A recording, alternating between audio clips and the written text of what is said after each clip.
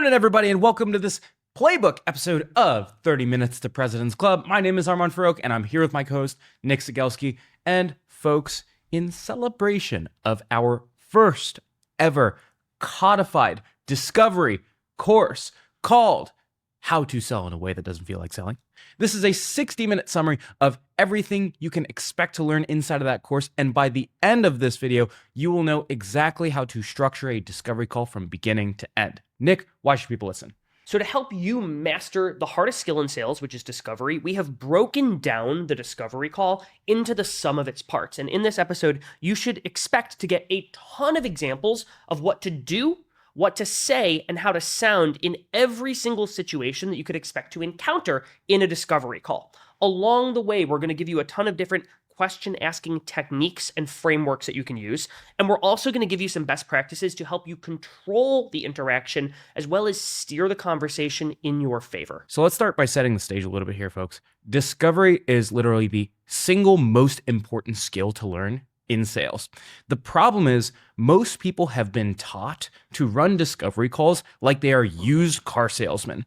They either spend 90% of their time talking at their prospect, pitching and blabbering on about their features, their NASCAR logos, before they've even found a problem worth solving in the first place, so their pitch falls completely flat.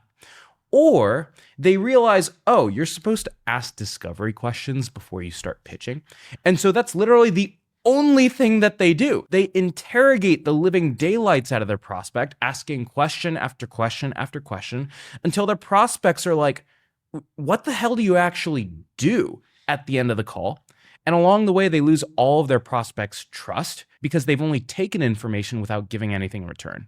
Great discovery actually balances two things at once. First, finding massive problems that are actually worth solving, while also giving your prospect enough trust in you and the product that you sell that they actually want to spend more time with you because they believe that you and your product can make that problem go away. So let's actually start this thing by zooming out and breaking a 30-minute discovery call into the three distinct parts that make that 30 minutes up.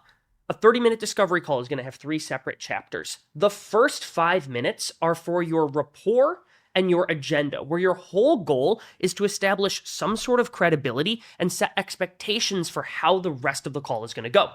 From there, the next 20-ish minutes take you into the meat of the call, and your goal here is to find massive problems that are worth solving while simultaneously giving them enough trust that you and your product can solve those problems.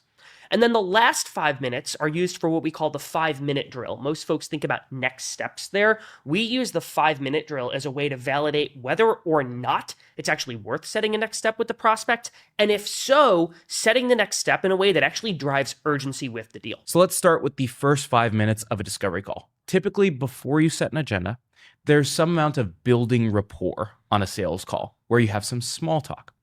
And the problem is most sellers completely lose their prospects' respect in the first 3 minutes of a discovery call because they start by saying things like, oh, where are you calling in from? Or, oh, how's the weather going over in San Francisco? Or it's been really cold over here. Or, oh, how many people are on your team? It seems like you're growing a lot. And whenever you hear these things as a prospect, I would hear these things all the time when I was buying software as a VP of sales. 3 things happen. Number 1, I categorize this seller in with every other seller who's starting these calls this way. Number 2, I immediately get impatient because this person is trying to win me over by schmoozing me instead of showing me that they know something about my business. And then number 3, I immediately break the multitasking seal because I'm like, okay, I know this meeting isn't actually going to start until 3 minutes in.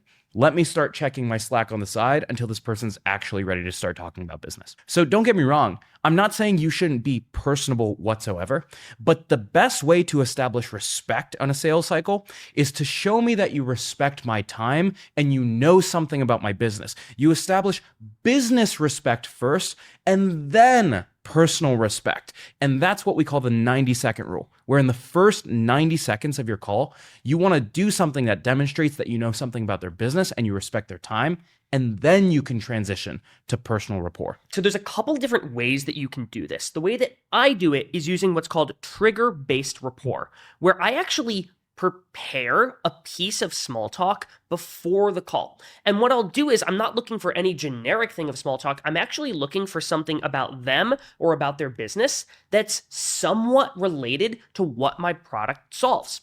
So an example, right now I sell all of our 30 MPC advertising, our sponsorships. And what I'll do to prepare for a meeting with a CMO is I'll look for, did they launch a new product recently? Have they had a big event recently? Did they throw a webinar? And when the meeting starts, I'll say, hey, I'm really excited for this one. I was prepping for this call and I saw the news about the big parallel dialer launch you all had. That thing looks freaking awesome. And what I'm showing is, hey, I know something about you. I did some prep. And since I'm selling advertising, usually these people are wanting to advertise the new stuff that they're launching. And if they get excited and like, yeah, this is a really big launch for us, I'm able to do a little bit of like pre-discovery before we even get into the meeting. And we start the call on a business small talk tone rather than me asking them about what the weather's like in Rochester. The second way that you can do this is through what I call the astute observation. I want you to imagine that you're walking into your friend's home and they're cooking a nice dinner for you. And today, duck breast is on the menu. You could walk in and give a very basic compliment like, wow, that duck breast smells great, or this duck breast tastes delicious. And they would be like, okay, thanks. Or you could say something like, oh my God, the scoring on the duck breast was perfect. And that made the char just like absolutely spot on. You must have been cooking duck for a while.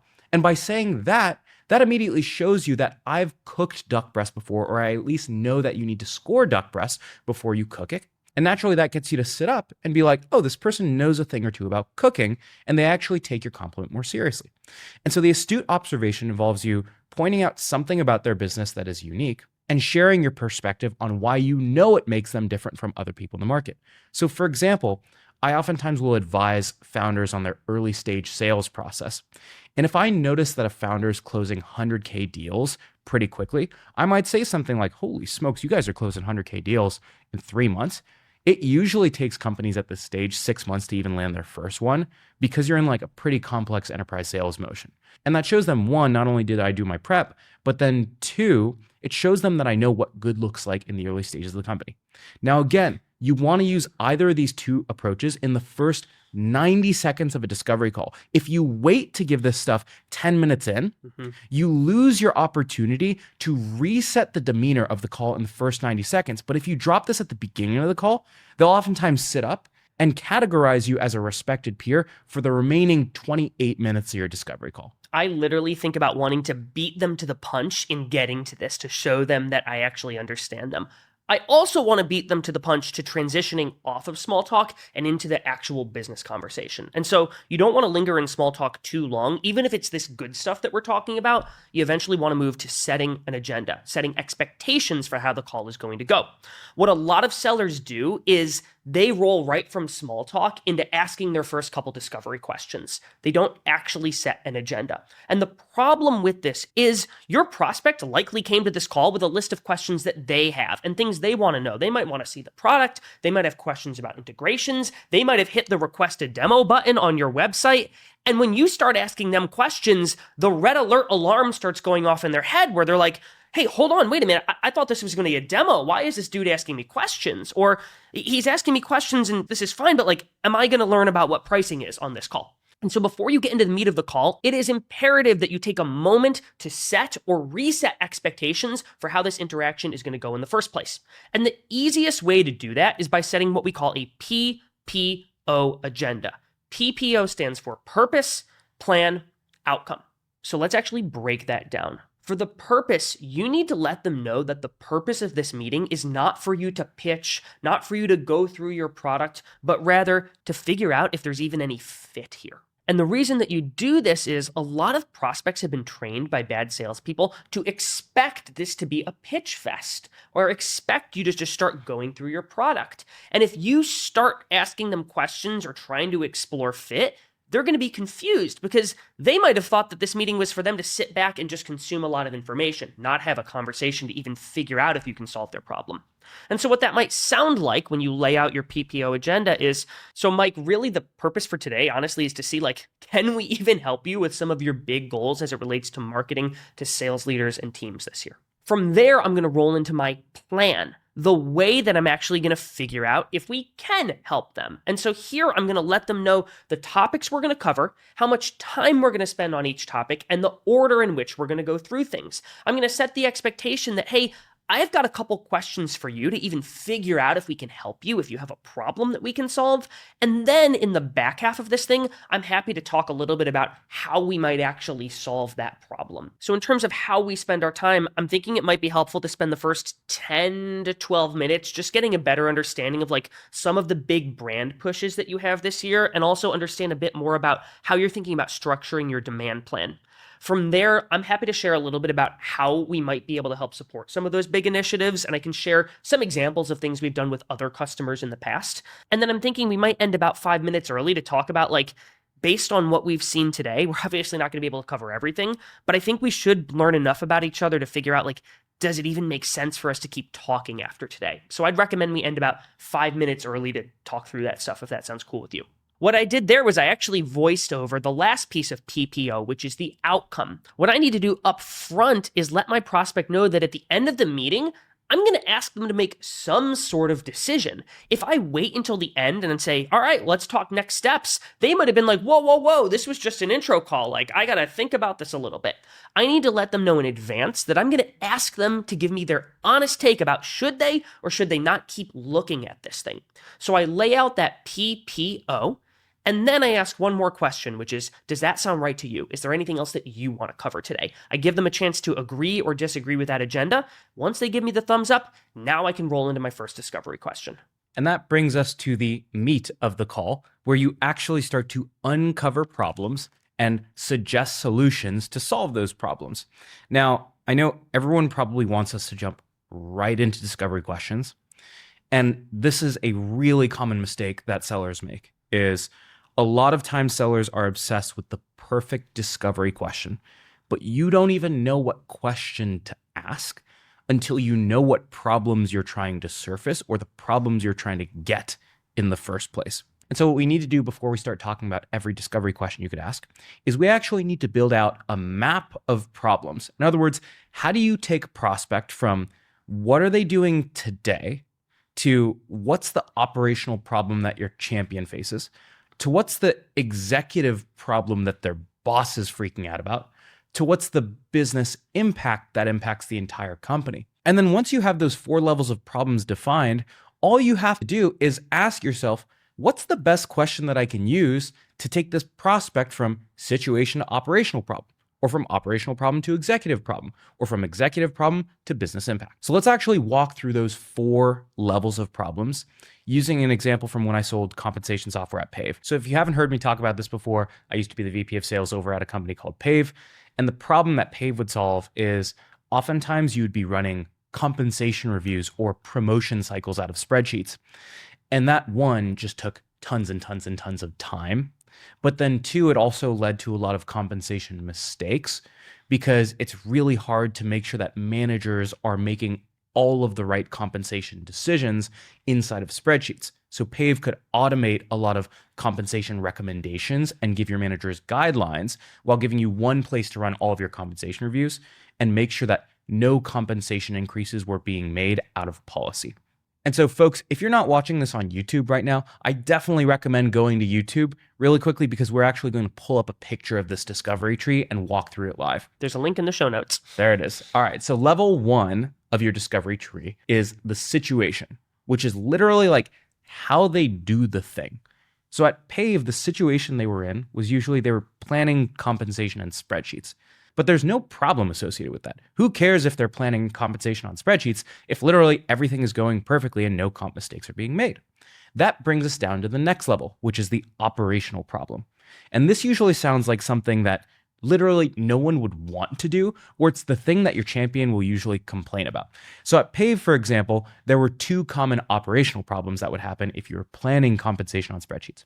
It either meant you were spending way too much time in spreadsheets, or you couldn't oversee manager decisions in spreadsheets because it was super easy for a manager just like sort of punch in whatever they wanted, or you had so many spreadsheets that you couldn't possibly keep tab and make sure that every comp decision was correct.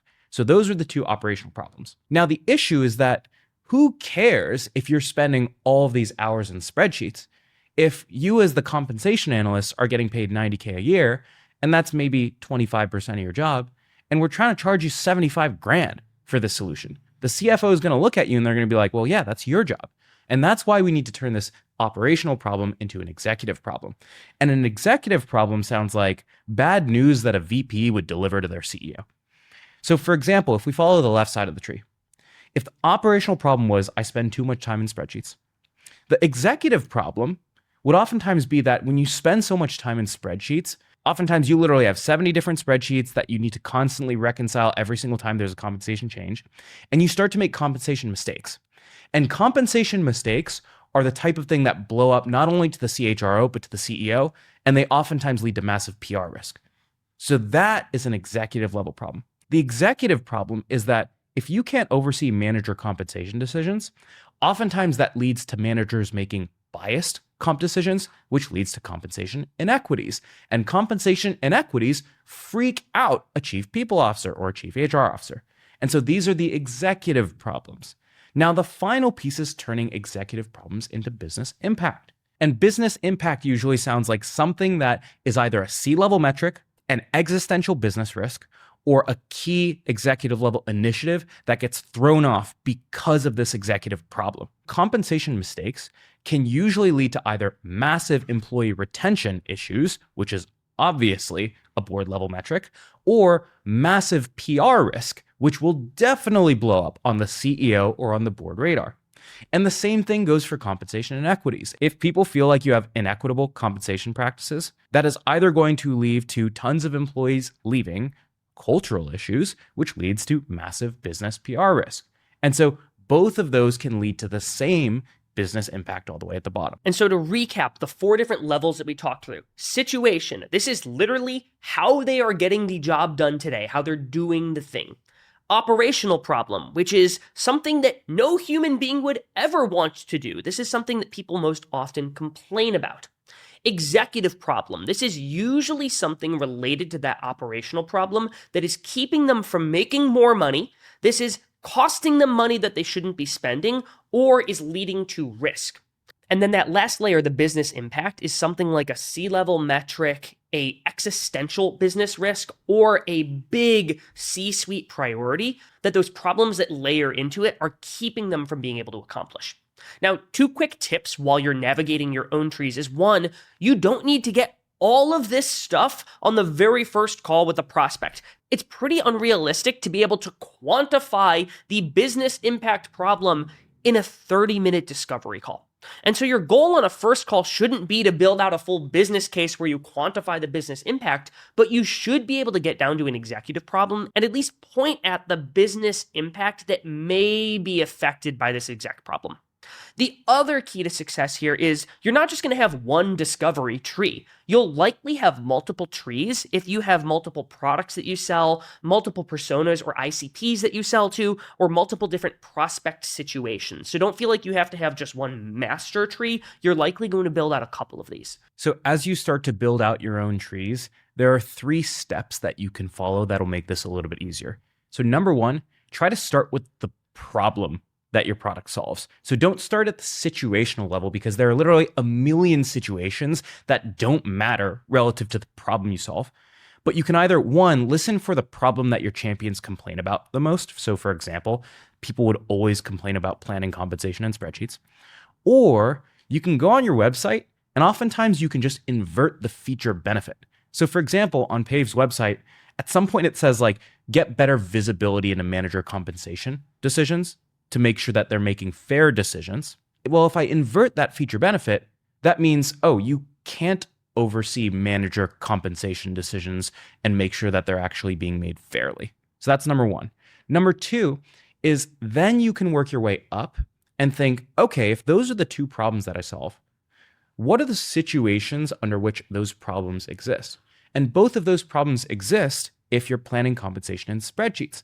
But if you have an existing compensation planning tool, that was actually another discovery tree entirely, because those problems were not relevant. And then lastly, number 3, once you have the problem and the situation identified, you can just ask yourself, so what, to work your way down the tree. So if someone is spending a ton of time in spreadsheets, well, that usually leads to compensation mistakes. That's the executive problem. Well, compensation mistakes, I guess that's bad, but so what? Oh, if I make compensation mistakes, my employees are going to start leaving. That's the business impact. And so you can so what your way down to get to the bottom of the tree. And then again, make a couple different trees for different products or different use cases that you have. So now that you have your trees built out, now we can talk about how you use questions to navigate your way from situation to operational problem to executive problem to business impact. All right. So there are 4 keys that we're going to cover when you're asking good discovery questions. Number 1, your goal is to get them talking. And I know that sounds really obvious, but Gong data shows that the best sellers get their prospects talking for 57% of the call. And that is rarely the case if you look at most sellers' calls. Number 2 is, again, you want to think about what am I trying to get instead of what's the discovery question that I want to ask. You want to look at where you are in the tree. Am I at, my prospect just told me that I'm spending a ton of time in spreadsheets, and then just ask yourself, what do I need to get next? Oh, I need to turn that into compensation mistakes. So I just need to figure out the best way to ask the question. And in the worst case, I could literally just ask, oh, oftentimes when people are spending so much time in spreadsheets, it usually leads to comp mistakes. Has that happened? It doesn't have to be the perfect question as long as you're trying to get the right thing. Another key to success with asking questions is thinking about the difference between how questions and why questions. How questions typically keep you at the same layer that you're at, which actually isn't a bad thing. A common misconception people have when they see these trees is they think they're only allowed to ask one question per layer, which is preposterous and would make you sound like a total buffoon. Sometimes you need to explore more at the current layer to understand where to take the call from there and which branch of the tree to go down. And so how questions help you explore the current later, whereas why questions help you then go deeper into the tree. The last thing is you want to make it as easy as possible for your prospect to answer your question the right way. You want to steer the conversation in the direction of problems that you can actually help solve. And so the tools that you can use to do that are 1, include context in your question, and 2, use multiple choice to steer them. And what that might sound like is, so Armand, I know we've talked a bit about your billing practices, and one thing I wanted to ask you about is, I know you also just opened an insurance defense practice group, and in my experience, insurance billing can be really, really complex relative to some of your other practice areas. Typically, when I'm talking to someone billing insurers, there's one of 2 major problems coming up. Problem 1 would be the insurers are pushing back and asking for like deductions and rejections when your bills aren't sent in the right format. One other common thing that I see is oftentimes attorneys get super bogged down in like they have to use the right language on their bills, otherwise the insurers get upset. And so I guess I'm curious, are either of those things that you're running into? And that's a far more nuanced and strategic question than me just saying, so Armand, could you tell me a little bit about your billing practices? The prospect could answer in any number of directions, some of which we actually don't help solve. So I want to steer in the direction of places our product actually helps. All right, so let's actually go through some example discovery questions that you can use at each layer of the tree. And for this example, we're going to get off of Pave, and we're actually going to use a different company that most people are familiar with, Gong. And Gong does a lot of different things, but in the case of this, why don't we just focus on their call recording tool for now, all right? So step number 1 is you want to drop into a problem. Ideally, you want to drop your way as deep as possible into the tree and not start at the situational level. 90% of your calls, if you just ask them why they took the call, it'll drop you into the right tree, and ideally, it'll drop you into a problem. So the way you ask that is you might say like, hey, Nick, so the way I usually like to start this is, honestly, I have a bunch of reasons why I think you might have joined us today, but I'm curious if you'd just be willing to share like what prompted you to take this call with me in the first place. A couple of things might happen. Number 1, they might give you a problem right away, which is, I really struggle with coaching all my reps because I don't have enough managers anymore and I've got a team of 8. Great, now you're at the operational problem level. Other times they might give you a situation, which is, well, the reason that I'm jumping on this call is because I'm planning compensation in spreadsheets, or I'm currently recording my calls on Zoom. If that happens, I'm just going to ask why again. So I might say like, awesome, well, we talked to a lot of people who are recording calls on Zoom. I'm curious, like, what's prompting you to want to get off of Zoom? And that will oftentimes lead them to turn the situation into a problem. Or they might ask, I really want a better way to coach all these different calls across all my reps. And in this case, you're just going to do what we did when we were building out the trees, which is invert the feature benefit or turn a want into a why, which is like, oh, awesome. Like, I'm really glad that you want to go and make sure that you can cover all these different calls. I'm curious, like, what's prompting that in the first place? Is it that you can't de-risk every deal, you can't coach every single rep, or you're like struggling to figure out exactly what's going on in the market because you can't cover all your different calls, right? So you can basically just turn that want into a why. And then the last thing that will happen is sometimes they'll give you like a lead source. It sounds like, well, you called me. And I'm like, yeah. And so I'm just going to ask why again. I'm going to be like, okay, well, look, I appreciate you calling out the fact that I called you, probably caught you at the right time. My guess is you don't take calls with every single person that gives you a ring. So I'm curious, like, what was it, whether it was something in my email or something that I said that particularly resonated with you, just because I want to make sure that I start in the right place. And then at that point, they'll usually tell you like what problem resonated with them the most. The last thing that will happen is they'll give you an answer that just sounds somewhat confused. So for example, at Pave, they'd be like, we're really looking for someone to help us build our compensation philosophy. And I'm like, God, I think they think we're compensation consultants. And at that point, I would do what we called the 90-second approach. And what that would sound like is this. I'd be like, hey, Nick, is it okay if I take like a quick minute to give you a sense of like the 3 different problems that we solve for customers? Nick goes, sure. And then I would pull up a very brief slide and it would just show them the 3 operational problems we solve. Well, Pave is a platform that allows you to run compensation reviews more efficiently. And the reason for that is, number one, like it tends to be really hard to find compensation data that's accurate. Number 2, it tends to be really cumbersome to run compensation reviews when you're doing it all in spreadsheets and make sure everything's going right. Or number 3, it gets really hard to like retain your employees when a lot of them really don't understand the value of equity and benefits. And so I'm curious, like for those 3 problems, is there anyone that really jumps off the page for you? I'm basically suggesting the 3 operational problems or the 3 trees for each of the products, and then having them pick one, and then I drop into the operational problem. One other pro tip here is you should actually have that approach prepared for every single call that you have with every other stakeholder at the business. I can't tell you the number of times where I'm on like a 5th call with a company and there's a new stakeholder and it is obvious they have no clue what we do. So you should get that approach on autopilot. Now, we've gotten the operational problem, Armand, knowing that we might explore it a little bit, we might talk about it a little bit. When we're ready to, how do we transition down to the executive level problem? So oftentimes stories are the bridge between the operational problem and the executive problem, because a story is when the operational problem happened or manifested in real life. And usually when an operational problem occurs into a real event, that's something that gets on the executive radar. So I'll give you an example. Let's say that the situation that the prospect is in is that they're manually recording all of their calls via Zoom, for instance, right? Well, the 3 operational problems we could solve are, well, you can't coach every single rep, you can't de-risk every single deal, or you don't know what's happening in the market. Again, what's the so what behind each of those? Well, if I miss out on coaching opportunities, that usually would mean that I have performance issues on the horizon. And that's an executive problem. Well, how would I know that that executive problem actually came into existence? I would see a rep that was underperforming. And so I'm going to ask what's called a magic moment question. So if Nick says like, I'm really finding that we're missing out on opportunities to coach all of our reps, I'm just going to be like, hey, Nick, I totally get that. My guess is you didn't wake up yesterday and think like, oh, shoot, I'm missing out on opportunities to coach my reps. I guess when was the moment that you realized that was a problem? Was it you caught one call that went totally off the rails with one of your reps? Were you seeing some performance issues across multiple reps? I'm curious, like what actually caught you to want to solve this problem in the first place? The moment they admit that they have a problem, just ask them, when was the moment that you realized you had that problem? 9 times out of 10, Nick is going to answer with a story about the rep who blew up a call or had a performance issue or something like that. And that gets you to the executive problem. One other way that you can go from the operational problem down to the executive problem is just to directly ask about that next layer.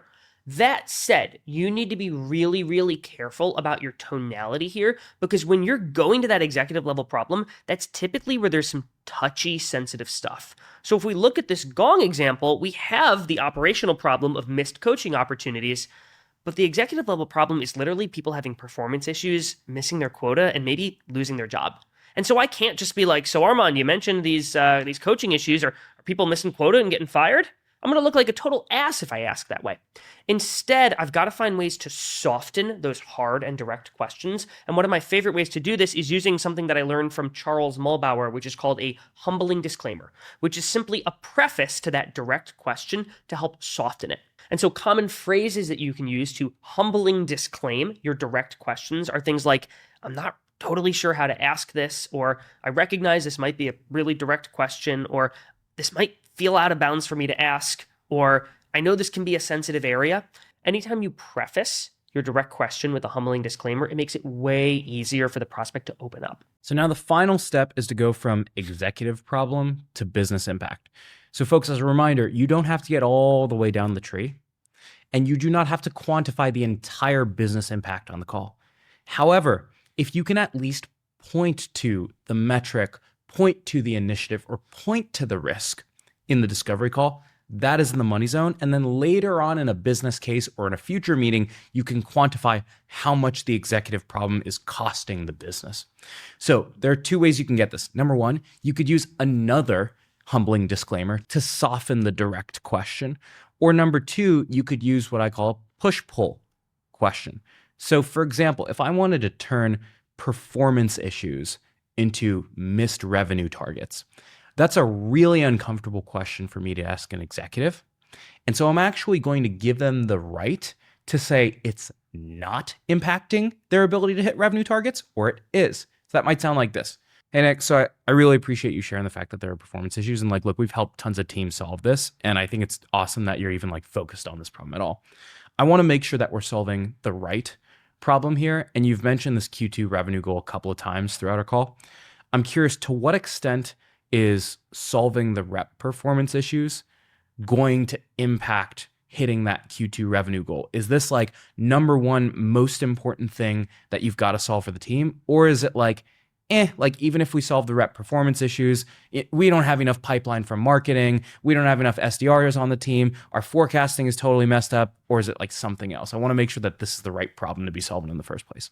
And by telling them that I'm okay if they say that this isn't that important, or this actually isn't blowing up their business, they're more likely to give me the truth in their answer. So one other approach that you might consider taking when you're meeting with an executive is, instead of starting the call by asking, why'd you take the call?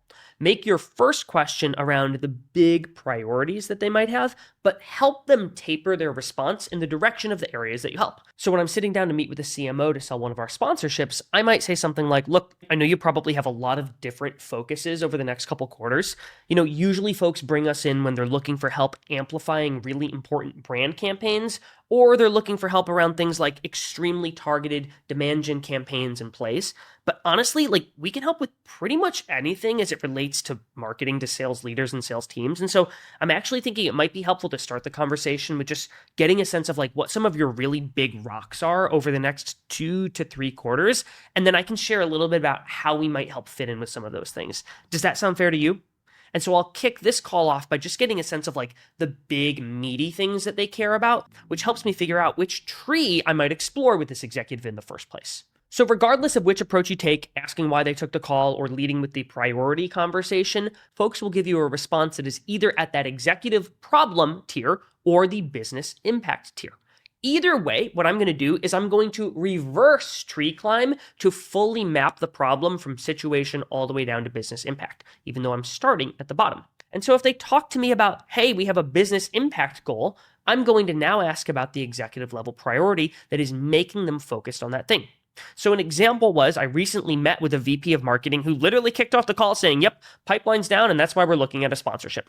And I responded and I said, okay, we can probably help with something like that. I guess I'm curious. Typically, when somebody tells me pipeline is down, it's because of one of two things. Thing number one would be there's an awareness or brand perception problem where folks either don't know you exist or they feel like you're dated and not really a modern tool. The other reason that pipe might be down is because your demand plan is not functioning in a healthy way, and you need to find a way to up those lead sources that feed into that. I guess I'm curious, from your perspective, do you feel like it's one over the other? What I did here was I offered multiple choice of the two things at the layer above that might be impacting pipeline. What I heard in response was an executive level problem where the VP told me, yeah, it's actually a brand perception problem where we've been around for a really long time and folks are honestly feeling like we're kind of an antiquated tool, when in reality we've released 6 or 7 pretty cutting edge things over the last couple years, and we know those just don't have enough awareness.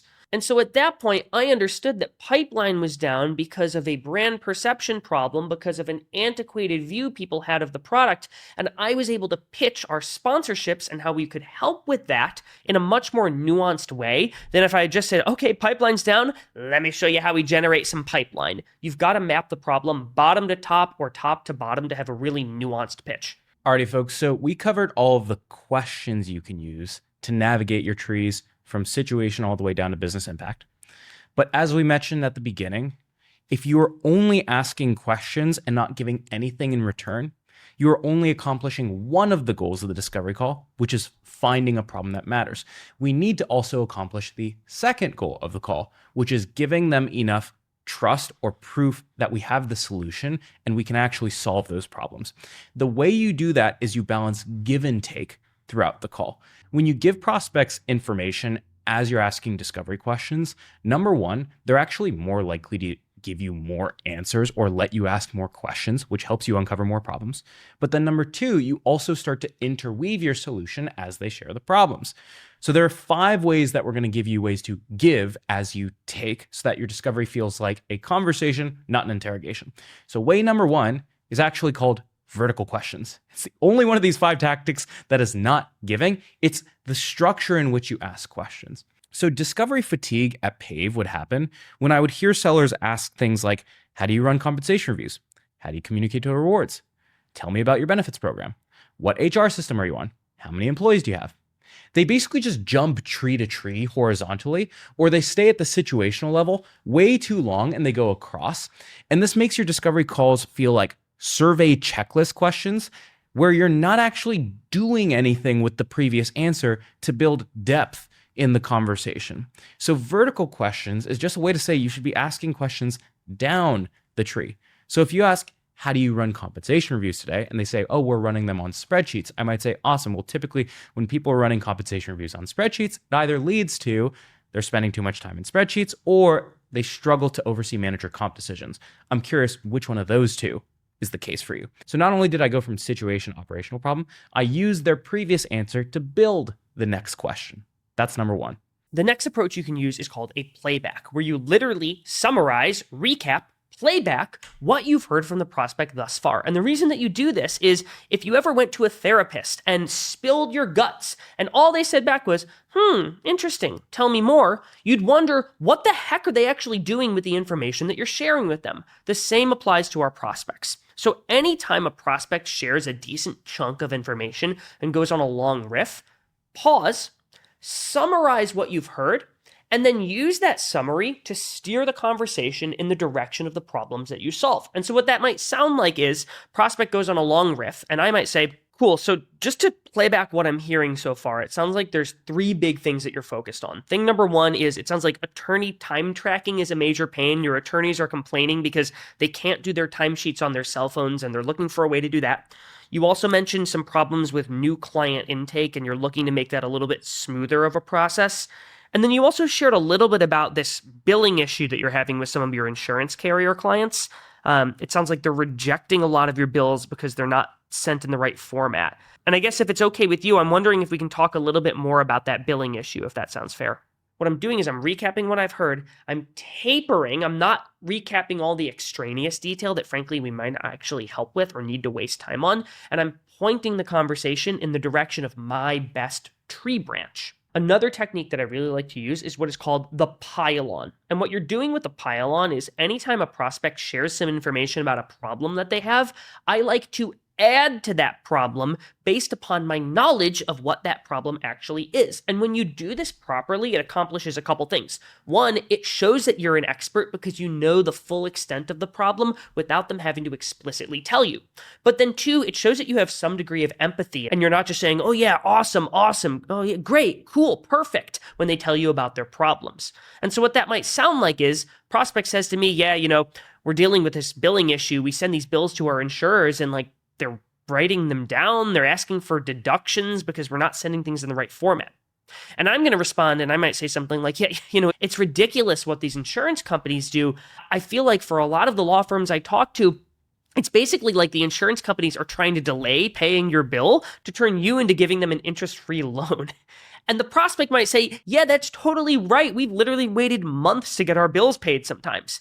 What I've done is I've shown I knew the problem and I actually added to the problem because now it's not just bill write-downs, it's bill delays. So once you've gotten them to admit to a problem, eventually there's going to be a point where prospects are like, yeah, I want to solve this problem.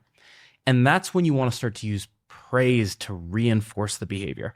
So when I was selling life insurance, oftentimes someone would come in and they'd be like, I really want to make sure that I have my kids covered just in case anything happens. Or I really want to make sure that like my spouse doesn't have to move out of the home in case something happens to me, God forbid. And if that's the case, I don't want to just keep ringing them for more pain. I actually want to give them praise. And so what that might sound like is I might say, look, Nick, I got to say that it's really hard to find folks who are proactive in realizing that, like, look, just because I'm the main breadwinner today doesn't mean that that's always going to be the case. And they're doing the right things to protect their kids and their family. God forbid something happens. So it's just refreshing to talk to someone who's actually like thinking about this stuff the right way. What that does to Nick is it puts him in a position of higher status because he wants to solve this problem. And he can further lean into that higher status by moving forward and buying some life insurance to protect his kids, protect his family, etc. And he's also far less likely to back off of that path because backing off of that path would mean that he's actually stepping out of that form of status and taking an action that would say, oh, wait, no, I actually don't care about protecting family and kids as much. So whenever someone acknowledges that they want to solve the problem in the first place, always reinforce that with praise. And then the final piece is once you get them to acknowledge that they want to take on this solution, the final piece is you get to the bottom of your tree and it's time to quote unquote pitch. Now, you can pitch by saying, well, the way that PAVE helps you is we have these features that lead to this benefits that solve that problem, and that's okay. But the best way to pitch is to actually use a parallel story. So for example, at PAVE, if I was talking to a company that just went public, I knew that the problem that they would have is that when a company goes public, all their employees are on a ticking time bomb to leave the company because they've cashed out.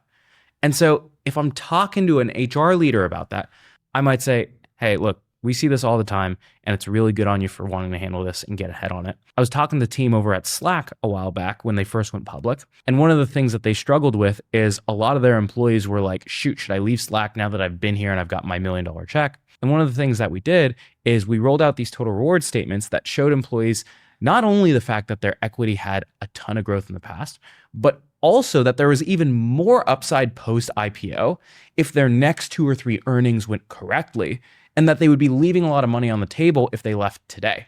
And so that's one of those things that I'll actually show you later on in the demo. So notice a couple things. Number one, I used a peer customer in the similar situation as them. And then number two, I basically told them that that's what I'm going to cover later on. And so at this point, you've gotten to the bottom of one discovery tree and you can make a decision.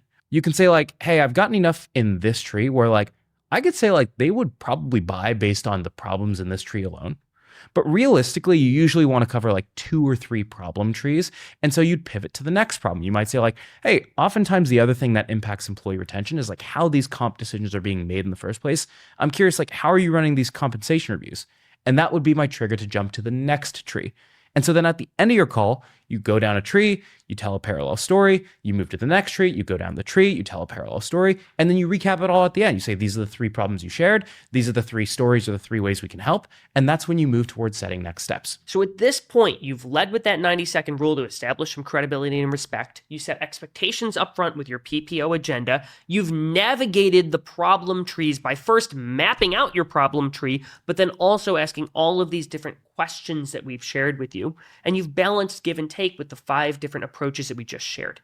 At this point, you're in the last 5 minutes of the call. And this is where a lot of salespeople screw things up because pretty much every salesperson has had hammered into their brain, you always gotta set a next step. Never leave a call without getting a next step on the books.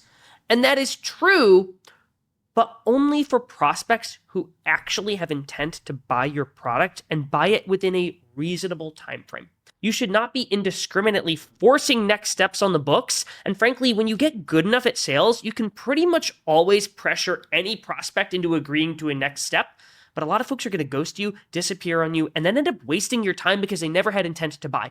So we're going to teach you how to figure out if it's worth setting a next step, and then the best way to actually set that next step in a way that drives urgency in your sale.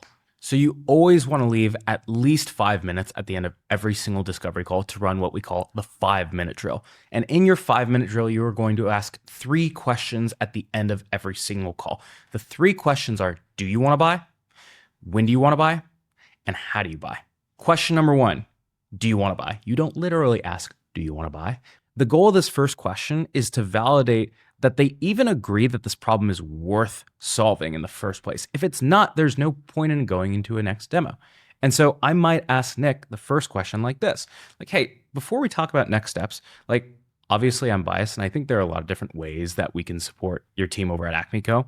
But I'm curious from your perspective, based on the problems that we talked about, the things that we said that we could solve for, it's going to take a lot of work in terms of more demos. We're going to bring in people from your team. We're also going to have to go and secure budget and stuff like that at some point in the call. Based on all that stuff, do you feel like this is something that you could realistically see yourself investing time and resources in? Or is it sort of a nice to have? And so notice we're also using that push-pull question again. We're saying like, hey, is this something you want to invest in or do you want to drop it? And we're removing the pressure of the sale. If they say yes, at that point, I can move to the second question. And the second question is, when do you want to buy? And so I need to make sure that not only do they want to buy at all, but they're going to buy at some point within my reasonable deal cycle length. And for this one, you always want to suggest a timeline based on what you learn in discovery and then ask. And so that sounds like this. Awesome. So Nick, you mentioned that you have a merit cycle coming up in May. And so my guess is you'd probably want to have this thing live by like April timeframe, just so you're not like configuring last second beforehand. That probably means we would want to get the evaluation done by like March, give or take. Is that directionally how that lines up in your mind? Or when's the latest you'd want to have something like this in place? So notice that I use something that I learned in the discovery, the fact that they had a merit cycle in May, to drive timeline and then validate it on their side. Pro tip here, you oftentimes have multiple discovery trees. And there are going to be certain discovery trees that have more urgency built into them. So at Pave, if someone was running a compensation cycle, that was always the tree that I would use to drive deal velocity. When I was selling equity management software at Carta, if a company was doing a valuation, I knew there was a specific time where they had to time that valuation. And so try to have at least one discovery tree that you can use to drive timeline more quickly, because that's going to increase your deal velocity. The last question is, how do you buy? And this is not actually a question. This is a statement. You have sold your software far more than your prospect has bought your software. And so when you start asking your prospect, oh, what do you think a next step should be? Or who do you think we should loop in from your side? They're going to start bringing you into all of these unnecessary demos, and they're going to start bringing you below the line in front of all of these stakeholders who don't need to weigh in on a decision. And so what you want to do is you want to suggest the next step and the next step that they should take based on how you know they need to buy. And so that might sound like this. Great. So knowing that we're going for an April go live here, now that it's February, the next step would usually be we should loop in your head of demand gen for like a deeper dive where we really talk through a couple of content concepts here and we talk about a few campaigns we could run together. And then from there, if that call goes well, usually we would roll this all up into one big presentation for your CMO, Kurt. Does that sound about right in terms of like how you've worked with folks like us in the past? So what you want to do is you want to think about, one, what are the things that I want to get out of my prospect? I want to get them on board with the upcoming content launches, and then I want to get power on board with this overall plan. And then who are the people that need to be involved? AKA, can I name drop their director of demand gen, and can I name drop the CMO that needs to be involved? And now that we know the exact next step and the next step we're going to take, it's literally just a matter of scheduling that time while you are on the discovery call. And even if they don't have their calendar in front of them, send a placeholder invite and you can move it around later. Do not leave a call without a next step on the right prospects that you want to set next steps with. Woo-hoo! We did it, Armand. You did it, folks. You made it through the Discovery Playbook. To recap, we talked about the 3 distinct phases of your 30-minute discovery call. Those upfront 5 minutes where you are establishing credibility with some degree of business-related rapport building. And then you're setting clear expectations to avoid discovery tug of war by setting your purpose, plan, outcome, PPO agenda. From there, we talked about the middle 20 minutes of the call, the meat of the call, where you're using your discovery trees and some of the question asking techniques that we talked about to navigate through the situation, the operational problem, the executive problem, and the business impact, while also balancing give and take using things like praise, pile-ons, playbacks, etc. And then we talked about at the end, those last 5 minutes, using the 5-minute drill to validate whether or not it's even worth you setting a next step with this prospect. And if it is, recommending what that next step should be and when it should happen to drive timeline in your deals. And lastly, if you need to drive timeline in your deals, the number one thing you should do is give people a discount. And so we're giving you a discount that expires at the end of this week. Folks, in celebration of the launch of our upcoming Discovery course, there is a link in the show notes. We'd love to hear your feedback on what we put together inside of this course, and we will see you on the next episode of 30 Minutes to President's Club.